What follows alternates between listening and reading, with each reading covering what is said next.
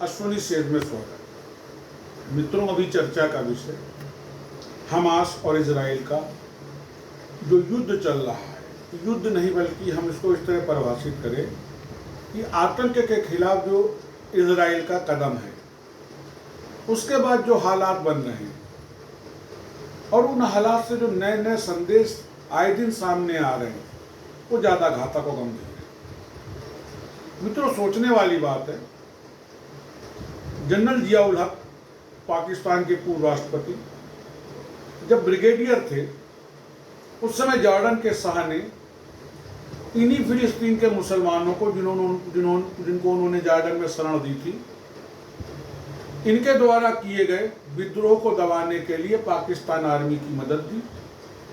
25,000 से ज्यादा फिलिस्तीनी मुसलमान मारा गया। बात समझिए मित्रों, फिलिस्तीनी मुसलमानों को किसने मारा? पाकिस्तान की आर्मी। मरवाया किसने? जॉर्डन के शाह ने। यानी ये मुसलमानों के हितैषी नहीं है। और आज ये जॉर्डन, आज ये पाकिस्तान फिलिस्तीन की पैरवी कर रहा है। मतलब इस पैरवी के पीछे इनका कोई मोटिव नहीं है। मुसलमानों का कल्याण इनका भाव नहीं है। इनका भाव आतंक को पोषण करना है। सोचिए, बोको हराम, ISIS, हिजबुल्लाह, हूती, हमास, लश्कर तैयबा, ये सारे के सारे संगठन आखिर इस्लामिक देशों में ही क्यों? उन देशों में जो अपने को इस्लामिक कहते हैं। और मित्रों, इस्लाम वो धर्म है जिसमें दहशत शब्द नहीं है। गौर करने की बात है मित्रों, जहां तक मैंने पढ़ा है, अपने मुस्लिम मित्रों से जाना है, इस्लाम में दहशत शब्द नहीं है। लेकिन आज उस इस्लाम की पहचान दहशतगर्दी से होती है। क्यों? अपनी महत्वाकांक्षा के लिए, दहशत फैलाने के लिए, अनधिकृत कब्जों के लिए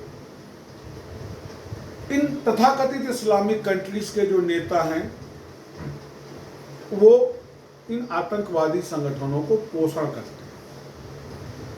हमास के पास इतना असलहा, क्या ये गंभीर विषय नहीं? और केवल एक हमास नहीं, लेबनान के हिजबुल्लाह की बात कर लें, हूती की, यमन के हूती की बात कर लें। और अब तो ये क्लियर हो गया है कि इन सबको आर्थिक पोषण ईरान देता है। ईरान क्यों देता है? इस्लामिक राष्ट्रों में ईरान अपना प्रभुत्व चाहता है। ठीक उसी तरीके से जिस तरीके से केवल अमेरिका के विरोध के लिए अब चीन भी इस लाइन में उतर आया है। मजे की बात देखिए, रूस से यूक्रेन संभल नहीं रहा, लेकिन तथाकथित इजराइल की स्वतंत्रता को लेकर के रूस भी बीच में कूद रहा है। ये आतंक को पोषण करने का एक लड़ाई है, कहीं से धर्म युद्ध नहीं। अगर धर्म युद्ध होता तो मित्रों सोचिए, निसंदेह गाजा में मासूम मर रहा है, नहीं मरना चाहिए। मानवाधिकारों का हनन हो रहा है, नहीं होना चाहिए। पर उन 260 लोगों के भी तो मानवाधिकार थे, वो भी तो मासूम और मजलूम थे, जिन पे 7 अक्टूबर को हमास ने एकदम से आतंकी हमला करके जिनको मारा। इस विषय पर आज तक किसी भी इस्लामिक कंट्री की कोई प्रतिक्रिया नहीं। संयुक्त राष्ट्र भी बूढ़ा बजा रहा है, पर 260 की हत्या पर उसने आज तक कोई कमेंट नहीं किया। तो क्या ये दोहरा चरित्र नहीं?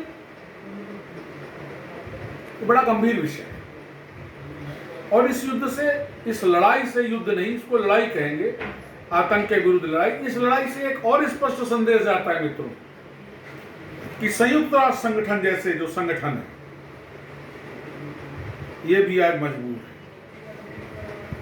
इनका अपना वजूद भी कहीं ना कहीं किसी पर बेस्ड है। ये उतने सक्षम नहीं है जितना इनको होना चाहिए। कारण जो भी, दुनिया का जब सबसे बड़ा संगठन संयुक्त राष्ट्र है, तो 17 दिन लड़ाई खींचना, 125 साल रूस यूक्रेन की लड़ाई खींचना, तो संयुक्त राष्ट्र किस लिए बना है? अगर इस तरीके की घटनाएं नहीं रोकी जा सकती तो संयुक्त राष्ट्र सुरक्षा परिषद का औचित्य क्या है? याद करिए, जब जब भारत ने पाकिस्तानी आतंकियों को लेकर के विरोध प्रकट किया तो ये चीन दुनिया का पहला देश था जिसने वीटो पावर करके उन आतंकियों को बचाया। क्या ये मुद्दा डिस्कशन में नहीं आना चाहिए? क्या इसको लेकर वैश्विक स्तर के ऊपर एक जनराय नहीं कायम की जानी चाहिए? क्या ऐसा देश संयुक्त सुरक्षा परिषद का सदस्य होने योग्य है जो आतंकियों को लेकर के वीटो यूज करता? हमास को समर्थन देना, हिजबुल्लाह को समर्थन देना, क्या ये आतंक को समर्थन देना नहीं है? सब समाज को सोचना पड़ेगा, वैश्विक शक्तियों को सोचना पड़ेगा, सोचना पड़ेगा संयुक्त राष्ट्र को कि उसके वजूद का औचित्य क्या है। अगर उस तरीके के कॉन्फ्लिक्ट नहीं रोक सकता, लड़ाइयां नहीं खत्म करा सकता, मानवाधिकारों के इन हननों को नहीं रोक सकता, तो ऐसे संयुक्त राष्ट्र संगठन का औचित्य क्या है? और सोचना पड़ेगा हमको, आपको, कि चाहे वो बोको हराम हो, चाहे वो ISIS हो, चाहे हिजबुल्ला हो, हमास हो, हूती हो, लश्कर तैयबा हो, अलकायदा हो, ये सारे के सारे आतंकी संगठन केवल इस्लामिक राष्ट्रों में ही। इसी एक गंभीर प्रश्न के साथ आपको छोड़ते जा रहा हूं मित्रों, पुनः मुलाकात करूंगा। नमस्कार।